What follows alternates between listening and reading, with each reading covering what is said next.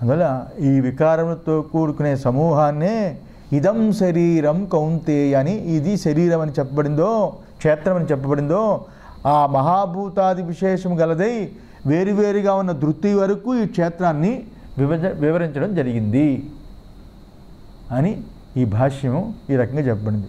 ఇక్కడ మనం వివరించుకోవాల్సినది ఏముంది అంటే, ఇచ్ఛ, ద్వేషము ఇలాంటివి ఏవైతే ఉన్నాయో అవి అప్పుడప్పుడే పుట్టడము, ఇచ్ఛా ద్వేషాదులు అప్పుడప్పుడే పుట్టడము, చివరికి అవి తొలగిపోవడం,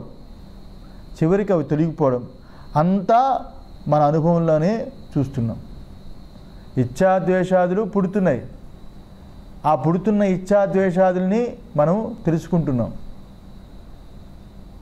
ద్వేషం అయినప్పుడు ద్వేషం అయిపోయినట్టుగా అయిపోతాం, అది తాదాత్మ్య భావం. కానీ ఆ ద్వేషం పోయి సుఖం వచ్చినప్పుడు ఇన్నాళ్ళకి నాకు సుఖం కలిగిందిరా బాబు అంటాం. అంటే ద్వేషం పోవుట తెలుసుకుంటున్నాము, ద్వేషం రావడం తెలుసుకుంటున్నాము, ద్వేషం వచ్చినప్పుడు మాత్రం ద్వేష స్వరూపం అయిపోతున్నాం. ఇది తాదాత్మ్య భావం. ఆ తాదాత్మ్య భావాన్ని వదులుకోవడానికే అది క్షేత్రధర్మము అని చెప్పడానికి కారణమే ఉన్నది. అలాగే సుఖం వచ్చినప్పుడు సుఖంతో తాదాత్మ్యం చెప్పి పడిపోయి నేను చాలా సుఖిని అని తాదాత్మ్యంతో నేను సుఖిని అని అనుకుంటాం. కానీ ఆ సుఖము అంతఃకరణది, క్షేత్రానిది. నేను దుఃఖిని అంటాం, ఆ దుఃఖము క్షేత్రానిది. ఈ తాదాత్మ్యం కలిగినప్పుడే దాన్ని, ఆ సుఖాన్ని దుఃఖాన్ని క్షేత్రంగా చూడగలగాలి. అందువల్ల సుఖము రాకముందు క్షేత్రమే అని భావం పెట్టుకోవడం, సుఖము పోయిన తర్వాత అది క్షేత్రధర్మం కాబట్టి పోయింది, క్షేత్రందది అనుకోవడం కాకుండా, సుఖము అనుభవిస్తున్న సమకాలంలో కూడా అనుభవించే సుఖం ఏదైతే ఉందో అది క్షేత్రధర్మమే, అంతఃకరణ ధర్మమే, అది నా యొక్క స్వరూపము కాదు అని అనుభవిస్తున్న తాదాత్మ్యం చెందే సమయంలో కూడా ఇచ్ఛా, ద్వేషం, సుఖం, దుఃఖం ఇవన్నీ కూడా మన అనుభవంలో విషయంగా కనిపిస్తున్నవే అని భావన పెట్టుకోవడానికి, తాదాత్మ్య సమకాలంలో కూడా అది క్షేత్రధర్మమే అని భావం కలిగించడానికి ఆ క్షేత్రం యొక్క స్వరూపాన్ని వివరించి, అది మన అనుభవంలో ఉన్నవే కానీ అవి మన అనుభవ స్వరూపం కాదు. మన అనుభవంలో విషయమే కానీ అనుభవ స్వరూపము కాదు. అందువల్ల జ్ఞానము, ఇక్కడ ఒక ప్రశ్న, ఇక్కడ ప్రశ్న ఏంటంటే, జ్ఞానము మరి యొక్క జ్ఞానానికి గోచరమైందనుకోండి, ఒక జ్ఞానము ఇంకొక జ్ఞానానికి గోచరమైందనుకోండి, అంటే ఇంద్రియాల యొక్క జ్ఞానము అంతఃకరణకి గోచరం అవుతుంది, అంతఃకరణ యొక్క జ్ఞానము ఆ యొక్క అంతఃకరణ ఆవల ఉన్నవాడికి గోచరం అవుతుంది. ఒక జ్ఞానం ఇంకొక జ్ఞానానికి గోచరమైతే దానికి ఒక జ్ఞానం, దానికి ఇంకొక జ్ఞానం, ఇలా జ్ఞానం వల్ల కల్పించవచ్చు కదా, ఇలా జ్ఞానాన్ని ఇలా కల్పించవచ్చు కదా అని ప్రశ్న వేసుకుంటే, జ్ఞానం అంటే ఏ స్వరూపం వలన మన జ్ఞానం తెలుసుకుంటున్నామో అదే మన స్వరూపం. ఏ స్వరూపము చేత అంతఃకరణ తెలుసుకున్నామో ఇది క్షేత్రము, క్షేత్రం యొక్క వృత్తులు ఇలా ఉంటాయి, ఇవి ఇచ్ఛా గుణాలతో కూడుకుని ఉంటుంది అని అంతఃకరణని ట్రేస్ అవుట్ చేసి వృత్తులతో సహా దాని యొక్క విషయాన్ని దేనితో తెలుసుకున్నామో ఆ స్వరూపమే జ్ఞానం. అంతఃకరణ దేన్ని పనిముట్టులుగా వాడుకుని ఇంద్రియాల యొక్క జ్ఞానాన్ని, జ్ఞానేంద్రియాల్ని వాటిని ఉపయోగించుకుంటుందో ఆ జ్ఞానాన్ని కూడా ట్రేస్ అవుట్ చేస్తాం కాబట్టి అదే నిజమైన జ్ఞానస్వరూపం. ఆ జ్ఞానస్వరూపమైన ఆత్మ యొక్క జ్ఞానాన్ని అంతఃకరణలో వేసి బుద్ధి జ్ఞానము అని పేరు పెట్టాము. అలాగే ఇంద్రియాల యందు వేసి జ్ఞానేంద్రియాలు అని పెట్టాము. విషయాలు పెట్టి విషయ జ్ఞానం అని పేరు పెట్టాము. విషయానికి వేరుగా ఒక జ్ఞానము, ఇంద్రియాలకి వేరుగా ఒక జ్ఞానము, అలాగే అంతఃకరణకి వేరుగా ఒక జ్ఞానము. ఇన్ని జ్ఞానాలు లేవు. ఒక జ్ఞానం తర్వాత ఇంకో జ్ఞానం, ఇంకో జ్ఞానం తర్వాత ఇంకో జ్ఞానం, అలాగే అన్నిటికంటే పెద్ద జ్ఞానం ఆత్మజ్ఞానం కాదు. ఇక్కడ తన స్వరూపమైన ఆత్మ యొక్క జ్ఞానమే బుద్ధి యొక్క జ్ఞానంగా తెలియబడుతున్నది. బుద్ధి యొక్క జ్ఞానము స్వరూపమైన ఆత్మజ్ఞానమే. తన జ్ఞానం చేత బుద్ధి తెలియబడుతుంది. జ్ఞానము అంటే ఎరుక, తెలివి. తన తెలివి చేత బుద్ధి తెలియబడుతుంది. ఏదైతే బుద్ధి తెలియబడుతుందో ఆ బుద్ధి కూడా ప్రకాశవంతమై ఉన్నది. చీకటిలో ఉన్న వాచి తెలియబడదు, సూర్యుడి యొక్క ప్రకాశం చేత తెలియబడుతుంది. సూర్యుడి యొక్క ప్రకాశం చేత ఎలా తెలియబడుతుంది? అది ప్రకాశించబడుతూ ప్రకాశము చేత తెలుసుకున్నవాడు కూడా, అంటే ఆ వాచిని తెలుస్తున్నవాడు జ్ఞానేంద్రియాలను ఉపయోగించుకొని ఆ జ్ఞానేంద్రియాల చేత ఏదైతే వాచి అని గ్రహించాడో వాడు ఆ ప్రకాశం చేత ఈ జ్ఞానేంద్రియాలను ఉపయోగించుకొని ఆ ప్రకాశం చేత ఈ జ్ఞానేంద్రియాలు కూడా ప్రకాశవంతమై ఆ ప్రకాశవంతమైన ఆ జ్ఞానేంద్రియాలను ఉపయోగించుకొని ప్రకాశవంతమైన వాచిని తెలుసుకుంటున్నాడు. ఆ ప్రకాశము అది వాచిది కాదు, అలాగే ఇంద్రియాంది కాదు, అది సూర్యుడి యొక్క ప్రకాశం. అంతే కదా, సూర్యుడి యొక్క ప్రకాశం. సూర్యుడి యొక్క ప్రకాశం చేత ఇంద్రియాలకి వాచికి ప్రకాశవంతమై ఏ రకంగా తెలుసుకుంటున్నాడో ఆ రకంగా తెలివిస్వరూపమైన ఆత్మ యొక్క ప్రకాశం చేత అంతఃకరణ ప్రకాశవంతమై ఇంద్రియాలు కూడా ప్రకాశవంతమై ఇంద్రియాలను తెలుసుకుంటున్నది.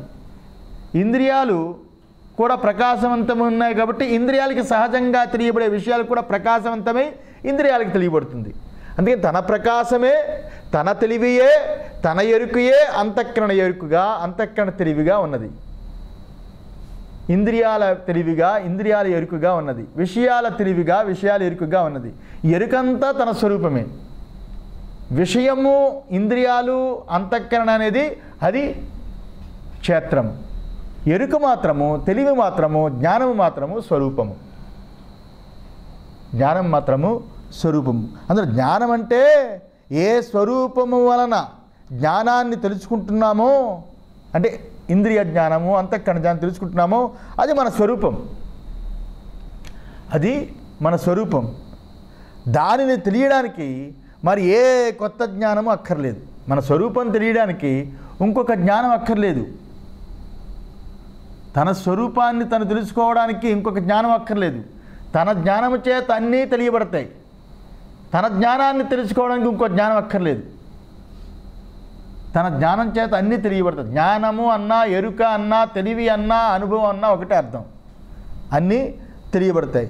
అందులో సూర్యుని స్వరూపమే ప్రకాశమై ఉన్నందున దాన్ని చూడడానికి దీపం యొక్క ప్రకాశం అక్కర్లేదు. సూర్యుడి యొక్క స్వరూపమే ప్రకాశమై ఉన్నది. సూర్యుడి యొక్క స్వరూపమే ప్రకాశమై ఉన్నప్పుడు దానిని తెలుసుకోవడానికి దీపపు యొక్క ప్రకాశం ఏ రకంగా అక్కర్లేదో ఆ రకంగా అందరి స్వరూపమైన ఆత్మ యొక్క ప్రకాశమే చేత అందరూ అనే బహువచనంతో కూడుకున్న ఉపాధులు తెలియబడుతున్నాయి. అన్ని ఇంద్రియాలనే బహువచనంతో కూడుకున్న ఇంద్రియాలు తెలియబడుతున్నాయి. అన్ని అంతఃకరణలనే ఆ బహువచనంతో కూడిన అంతఃకరణలు కూడా అందరి ఆత్మ స్వరూప జ్ఞానము చేతనే తెలియబడుతున్నాయి. ఆ జ్ఞానాన్ని ఉపయోగించుకునే నీ బుద్ధి సరిగ్గా ఆలోచించలేదురా అంటాం. అవతలవాడు నా బుద్ధి ఆలోచించలేదా అని అంటాం. నీ బుద్ధి ఆలోచించట్లేదురా సరిగ్గా అనేది ఆ జ్ఞానం చేతనే అవతలవాడు బుద్ధిని చూపిస్తున్నాడు. ఈ జ్ఞానం చేతనే యువతలవాడు కూడా నా బుద్ధి ఆలోచించలేదా అంటున్నాడు. ఒకే జ్ఞానము బుద్ధిని చూస్తున్నాయి. అందులో జ్ఞానము చేత బుద్ధులు, ఇంద్రియాలు, అలాగే దేహాదులు సమస్త సమూహాన్ని జ్ఞానం చేతనే తెలుసుకుంటున్నాం. అందులో జ్ఞానానికి బహువచనం లేదు. జ్ఞానానికి బహువచనం లేదు. ఇంద్రియాలకు ఉంది, బుద్ధులకు ఉన్నది, అలాగే బయట ఉపాధులకు ఉన్నది. అందువల్ల సర్వ బహువచనంతో కూడుకున్న సర్వ ఉపాధులకి జ్ఞానము ఏకరూపమై ఉన్నది. సూర్యుడి యొక్క స్వరూపమే ప్రకాశం అవడం చేత దీపపు యొక్క ప్రకాశం ఏ రకంగా అవసరం లేదో ఇంకొక ప్రకాశము ఈ జ్ఞానానికి అవసరం లేదు. ఎందువల్ల ఈ జ్ఞానము అనంతమై ఉన్నది. అనంతమై ఉన్నది. సర్వ ఉపాధులకి ఏకరూపమైన జ్ఞానమై ఉన్నది, అనంతమై ఉన్నది. బుద్ధి యొక్క జ్ఞానము అంతమై ఉన్నది. ఎందువల్ల ఈ జ్ఞాన ప్రకాశం పడినప్పుడే అది జ్ఞానవంతమై ఉంటుంది. ఈ జ్ఞాన ప్రకాశం పడకపోతే అది జ్ఞానవంతం కాదు. గాఢ నిద్రలో దానికి జ్ఞానప్రకాశం లేదు కాబట్టి జ్ఞానవంతం కాదు. అక్కడ బుద్ధి ట్రేస్ అవుట్ అవ్వదు. ఎప్పుడైతే జ్ఞానవంతమైన క్రియ జరుగుతుందో, తెలుసుకుంటున్నాను తెలివి స్వరూపము అంత క్రియ జరుగుతుందో అప్పుడు విషయం తెలియబడుతుంది. తెలివిగా ఉన్నప్పుడు విషయం తెలియబడదు. సూర్యుడు కనిపిస్తున్నా వెలుతురు ఉండదు, ఒక్కొక్కప్పుడు బింబం ఉంటుంది కానీ మబ్బు చేత ఆ సూర్యుడి యొక్క ప్రతిబింబాన్ని స్పష్టంగా చూసే శక్తి గల కళ్ళులా ఉంటాయి మనవి. సూర్యుడి ప్రతిబింబం కనిపిస్తున్నా పల్చగా చాలా సామాన్యంగా ఉంటాయి దాని కిరణాలు. ఆ సూర్యుడి యొక్క క్రియ ఏదైతే ఉందో, ప్రకాశించటానికి క్రియ తీవ్రంగా ఉన్నప్పుడు ఎక్కువ ప్రకాశవంతంగా ఎండలు పెరిగిపోయి అంటాం కదా.